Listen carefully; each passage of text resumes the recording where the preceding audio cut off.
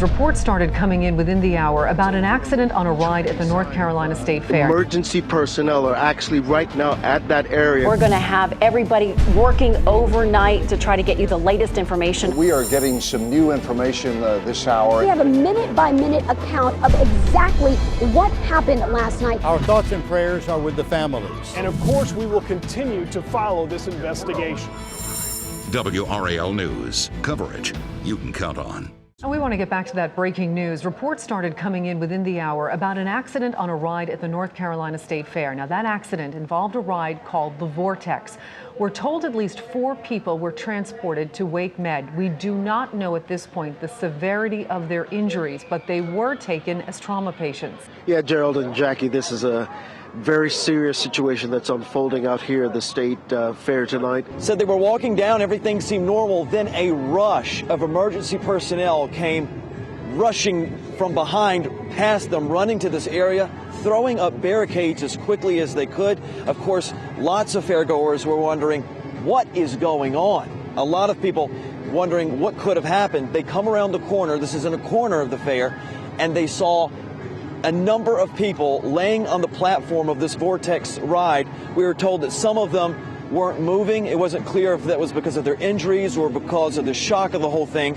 You know, when this first happened, we called Chief Meteorologist Greg Fishel. He was there at the fair, and he went over to the scene to get as close as he could. He is now standing with Ken Smith to talk about what he experienced. Guys? Yeah, Gerald, Greg, as you said, was working the WRAL booth tonight, and this happened around 9 o'clock, and you had just finished your shift. I had, and I had just gotten to the gate on Blue Ridge Road to walk back to the car, and I got a call from the news department that there had been a really bad accident and to head down to the Old Midway, which I did. And when you got down to the Old Midway, what did you see exactly? There were just a few flashing lights. I don't know if they were the police cars or the last of the ambulances, but they were just leaving. And there were a number of police officers and sheriffs and so forth that were there. I motioned to one of them, and they were nice enough to come over and sort of tell me what they knew at that point, which really was not a whole lot at that time. And you had a chance to talk to some people who saw what happened. What did a few people tell you? Well, the one encouraging thing was that one of the gentlemen said that 3 of the 5 victims were conscious and able to communicate, and obviously we took that as a positive sign.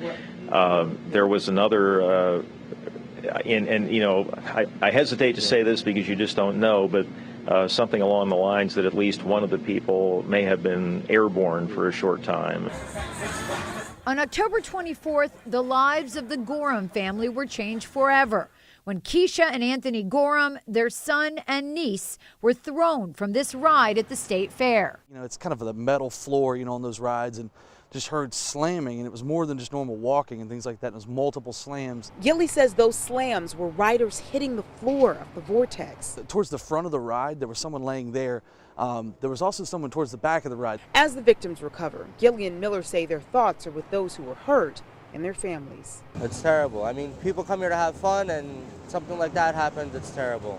Nick Mioli says the Vortex was one of the better rides at the fair. I like how it went upside down and then spun you around when it was upside down. It was those same quick moves, he says, that caused so many terrifying moments. It just went chaos. The ride had stopped. Mioli and others were unbuckled and leaving. He and a friend had gotten just a few feet away when he says the Vortex rumbled back to life. And while we're running, the machine's faster than we are, and so it's zooming past us. Mioli says some people were still on the ride, but they were not secured in their seats. The 13-year-old tells us what he saw next. You see people because it's twisting around, and then they started screaming because like they just went on the ride and they know how it's gonna play out, and all of a sudden you see it just go upside down and then people falling, and they're just screaming like, is this, oh my gosh, what just happened? Like, They weren't buckled in, or? No, I saw the metal gate and then the foam gate up in the air. They were just hanging onto the sidebars, I'm guessing. There were severe injuries and blood on the platform below the ride. Mioli says some of those who fell landed only feet away from him. I'm in shock, because like I didn't expect a fun night to go into a shocking night or a terrible night. I was just looking, I said, this isn't good. You know, something's happened over here. These people aren't moving. Right now in WRAL, witnesses were horrified by what they heard and in total disbelief over what they saw. Tonight, we're getting a better idea of what happened in the moments before and after an accident at the North Carolina State Fair. 3 people are hospitalized tonight. 2 of them have been released. Authorities say all 5 were injured when the vortex threw them to the ground. Hello, I'm Gerald Owens. And I'm Jackie Highland. This was breaking news at 10 o'clock last night. Sky 5 is in the air right now, bringing you these live pictures of the Midway and the area surrounding the ride. We are working several angles of this story tonight, and within the last 15 minutes, the 911 calls were released. A warning, this call is distorted. I'm standing here at Vortex, and there's like 1, 2, 3, 4, 5 people down. They still have about 30 feet, about 15 to 20 feet.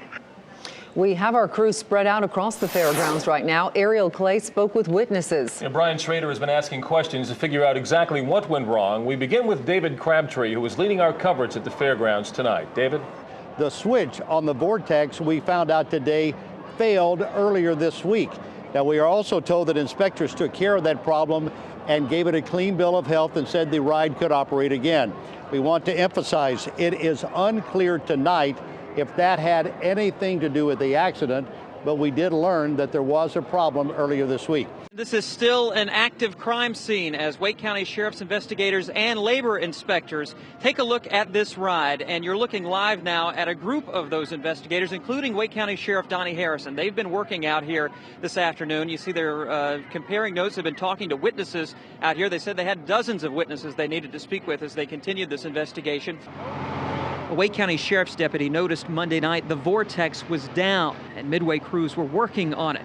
It was a faulty switch that locks the ride when the safety harnesses are up. They repaired it, we checked it, the ride went back into operation. It's part of a wide-ranging investigation into Thursday's incident. You've got to cross T's, you've got to dot I's, leave no stone unturned. You've got to look at everything. The Sheriff's Office needs your help in this investigation. If you shot any cell phone video around the time of the incident, they want to hear from you. Apparently, surveillance cameras around the Midway did not capture it. Timothy Tutterow is now facing felony charges for the Vortex accident at the State Fair, an accident that left 5 people hurt Thursday night. According to officials, he did something to compromise critical safety devices of the ride. For somebody to intentionally do something like this, we want to make sure we take care of business, and I think we have and still got some work to do. Tutterow was the operator and foreman of the ride. He has worked for the Georgia company responsible for running the Vortex for 4 years. Our kids really enjoy riding these rides, and so that makes me very uncomfortable to know that someone is doing something that's very unsafe. As the investigation continues, the sheriff said more arrests could be pending. When investigators brought ride operator Timothy Tutterow back to the Vortex to walk them through the crime scene, as shown here in this exclusive Sky 5 video, it became clear he's cooperating. This is going to take a long time to investigate and come to a conclusion. I would expect that they would be very thorough in conducting this investigation. Zachary Belithio is a former federal prosecutor and a current professor at Campbell University's law school. He's been following the case. Tutterow is in jail facing 3 charges of assault with a deadly weapon. 3 victims are still hospitalized. If any of them don't survive, charges will be upgraded. We'll start with a bombshell dropped in a Wake County courtroom this morning. Prosecutors say the man who owns the Vortex, the ride that injured 5 people at the State Fair, intentionally sabotaged the ride. WRAL's Julia Sims was in the courtroom and joins us now with what they said he did to bypass the safety system. Julia? Well, Deborah, prosecutors contend this all happened before the fair even got underway. The assistant district attorney said the tampering, it was deliberate and nearly deadly. When the Vortex spun out of control, 5 fairgoers were thrown to the ground. Prosecutors contend a safety mechanism on the ride was useless.